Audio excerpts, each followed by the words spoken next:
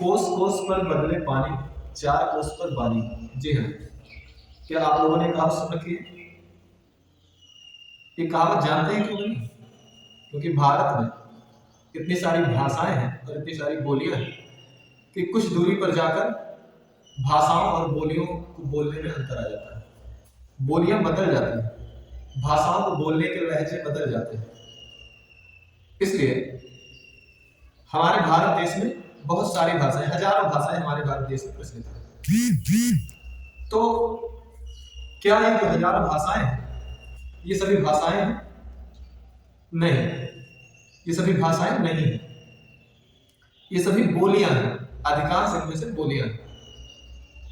और अगर बात की जाए हिंदी की, तो हिंदी में क्षेत्रों के आधार पर, अलग अलग क्षेत्रों में जाने पर हिंदी की अलग अलग विशेषताएं देखने को मिलती है, जो कि बोलियों के रूप में हमारे सामने आती है। अगर आप कभी गोरखपुर या उसके बाद बिहार आदि राज्यों में गए तो आपने वहां की भाषा सुनी होगी। अगर आप कभी हरियाणा, दिल्ली और उस क्षेत्र में गए हो तो आपने वहां की भी भाषा सुनी होगी।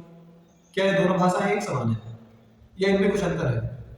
या अगर आप लखनऊ और आसपास के क्षेत्रों में रहते हैं या वहां कहीं गए हो तो वहां की भाषा आपने सुनी है? क्या ये सभी भाषाएं एक समान है? तो इसका उत्तर आता है नहीं। एक समान क्यों नहीं है? क्योंकि ये जो सभी भाषाएं हैं वास्तव में भाषाएं न होकर बोलियां हैं। तो आज हम हिंदी की इन्हीं बोलियों की चर्चा करेंगे। हिंदी की बोलियां, जब बोलियों की बात आती है तो हिंदी की जो मानक बोलियां हैं उनमें कुल संख्या जो है वो 18 है। कुछ विद्वानों ने 17 और कुछ विद्वानों ने उसे 18 माना। तो 18 या 17 बोलियां हैं कौन कौन सी, इस बारे में आज हम चर्चा करते हैं। जैसे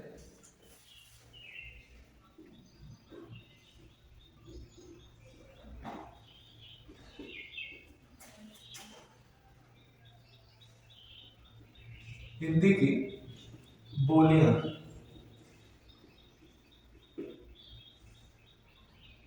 हिंदी की बोलियां, तो बोलियों की बात आती है तो बोलियां 18 है या 17 है। कुछ विद्वान 17 और कुछ विद्वान 18 बोलते हैं। तो आइए देखते हैं कि बोलियां कौन कौन सी हैं। अगर हम हिंदी की बोलियों की बात करें तो हिंदी की बोलियों के विकास से पहले क्षेत्रों के आधार पर हिंदी की उपभाषाओं का विकास हुआ। तो सबसे पहले हम देखेंगे कि हिंदी की उपभाषाएं कौन कौन सी हैं। तो हिंदी की जो उपभाषाएं हैं पहले उनका विभाजन कर लेते हैं,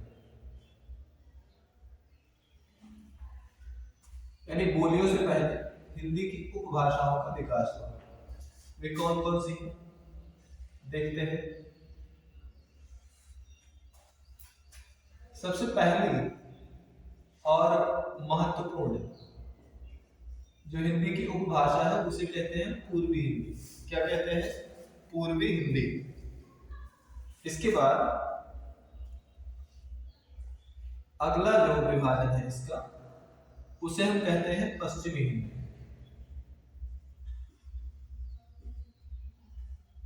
पश्चिमी हिंदी, पूर्वी हिंदी और पश्चिमी हिंदी। इसके बाद क्या आती है?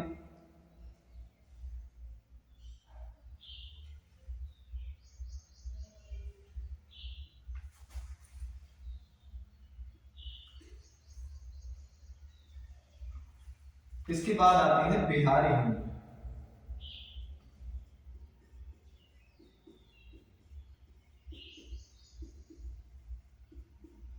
क्या आती है? बिहारी हिंदी। उसके बाद आती है पहाड़ी हिंदी।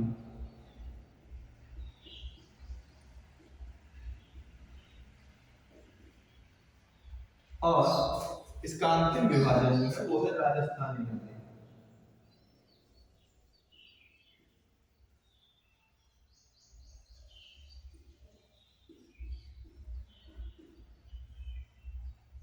राजस्थानी हिंदी।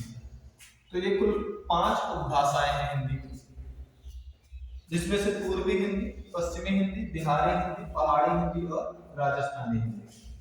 अब हम देखते हैं कि इन उपभाषाओं के अंतर्गत कौन कौन सी बोलियां आती हैं। तो बोलियों की जब बात करते हैं तो पूर्वी हिंदी के अंतर्गत 3 बोलियां आती हैं। कितनी? 3 बोलियां। कौन कौन सी? तो इसमें पहली है अवधी। दूसरी है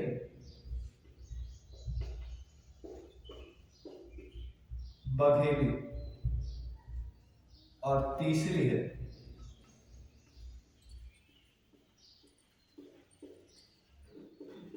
छत्तीसगढ़ी। यानी अवधी, बघेली और छत्तीसगढ़ी तीन बोलियां हैं पूर्वी हिंदी। उसके बाद बात आती है पश्चिमी हिंदी। पश्चिमी हिंदी में सबसे ज्यादा बोलियां, जिसमें पहली है खड़ी बोली, दूसरी है ब्रजभाषा, तीसरी है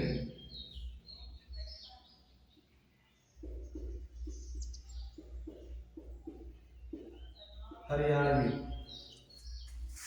चौथी है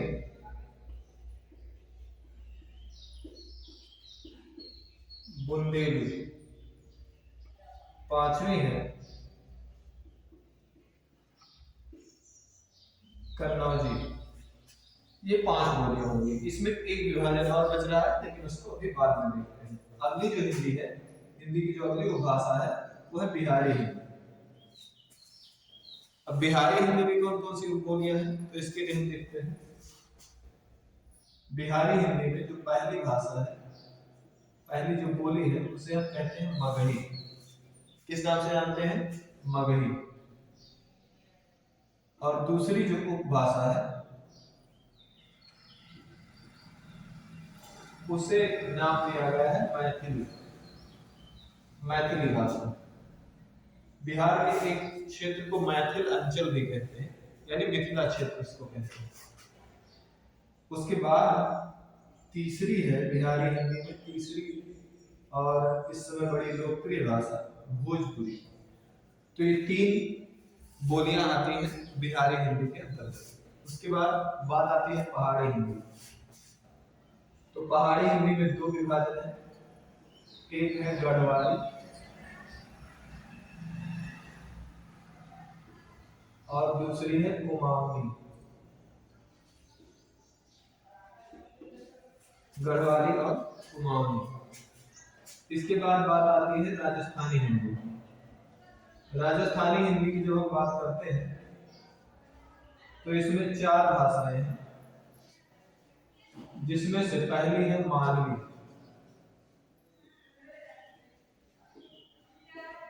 दूसरी है मेवाती, मालवी, मेवाती,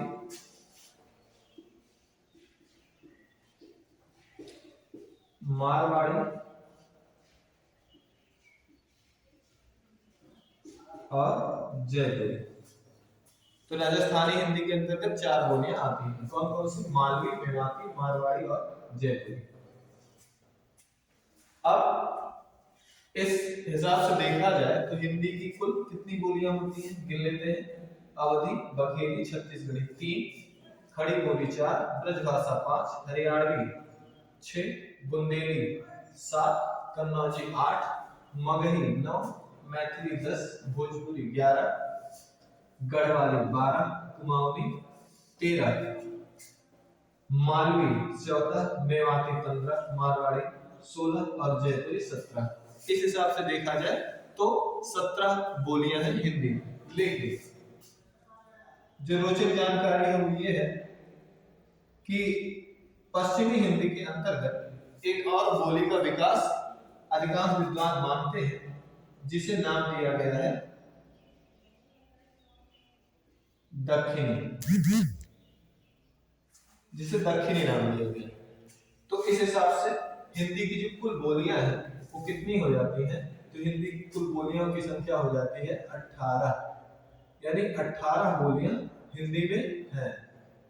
कुछ विद्वान इसे 17 भी मानते हैं और कुछ विद्वान 18 भी मानते हैं। तो देखा आप लोगों ने हिंदी की बोलियां। अब ये अलग अलग क्षेत्रों के आधार पर हिंदी की उपभाषाओं का विभाजन हुआ और हिंदी की उपभाषाओं के अंतर्गत बोलियों का विकास होता है, जिसमें हिंदी की उपभाषाओं में सबसे पहले पूर्वी हिंदी का विकास हुआ।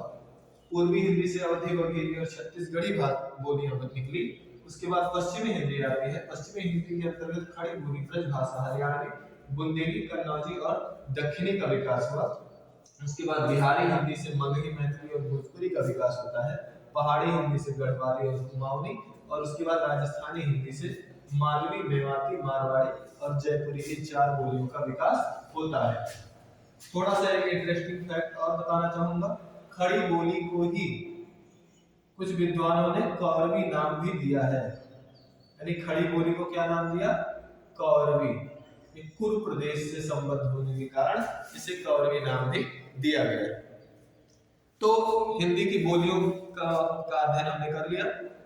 आशा है आप लोगों को ये वीडियो पसंद आएगा, और यदि वीडियो पसंद आता है तो वीडियो को लाइक करें और चैनल को सब्सक्राइब करें, और ऐसे ही हिंदी से जुड़ी नई नई जानकारियों के लिए हमारे चैनल के साथ बने रहिए।